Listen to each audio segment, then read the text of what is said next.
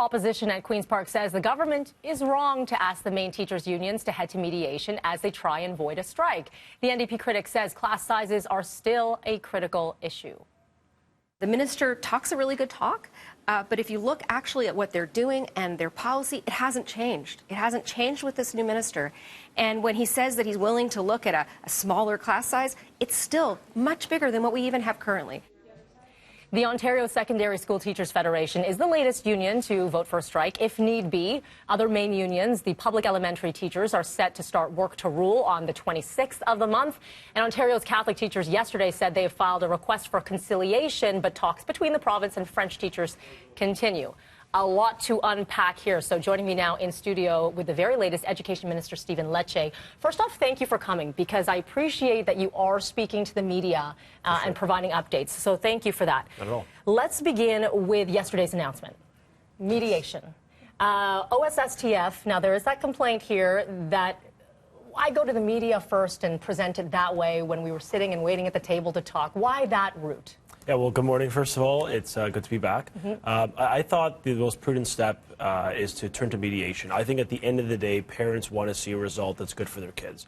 And the first step in this discussion is acknowledging that children should always be in class. And that's not necessarily an agreement amongst all of the parties. I mean, we've seen systematically, week after week, unions, all of them essentially, start to escalate and move towards strike action. And my message very clearly is to the unions that children should never be the casualty of the disagreements at the table. We have to stay at the table to get a deal. With CUPE, which is the education workers that we got an agreement with just a few weeks ago, we actually turned to mediation for the few outstanding issues that remained at the table.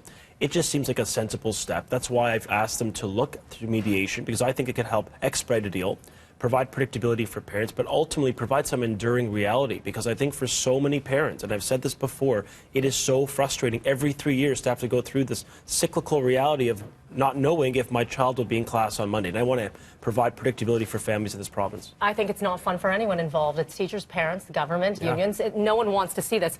We heard from NDP Education Minister Merit Stiles there, NDP critic rather, and she said, you know, this really dates back to the very beginning.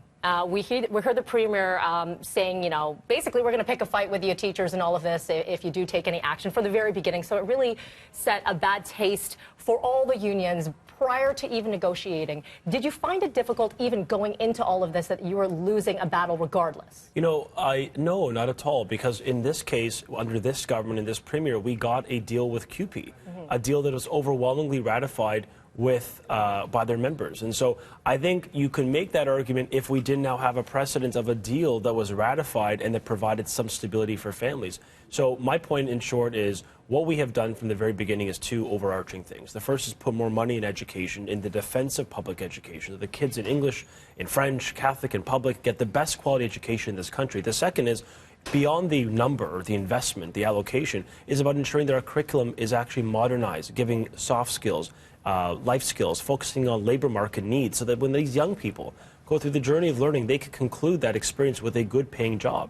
And I think that's the metric of success for me as a generational minister at the table. I want to make sure young people could actually attain the aspirations that my immigrant parents came to this country seeking, which is a better job and a better quality of life. Now this all sounds great, right? But now when you go back with a mediator, the problem is that, you know, OSSTF saying, hey, class sizes are still going to be a big problem. Right. Seeing to the 25 cap and that 1% hike, we're still dealing with those numbers. So how do you see any sort of progress if those numbers aren't going to come back? Well, I think, you know, two things. The first is all the players have to be reasonable through this process. You know, I made a major decision with respect to OSSTF, which is the high school teachers union essentially, to reduce the classroom size from a provincialized average, a funded average of 28 down to 25. Now, you can make the argument I should go further. But the fact is we made a major move. And on the day I announced that, like just as an example, they announced another step towards strike action. I just think you can juxtapose the players at the table. One of us, the government, is systematically being reasonable and focused on keeping kids in class. The other one, every single week, the unions are really escalating towards a strike. And I just think we need to take a pause here, because I've always said this, the singular casualty of strike action, it's not the government, it's fundamentally not the unions or their presidents or leadership, it's kids. And I think parents should not have to pay the price. I think stability is foundational, and that's why I'm working so hard and turning to a mediator. every tool in the toolkit to help parents know that the government is absolutely on their side when it comes to keeping kids in class with a good resolution for their children. Outside of the secondary school, obviously we're seeing the Work to Rule campaign that's going to be happening with the elementary teachers.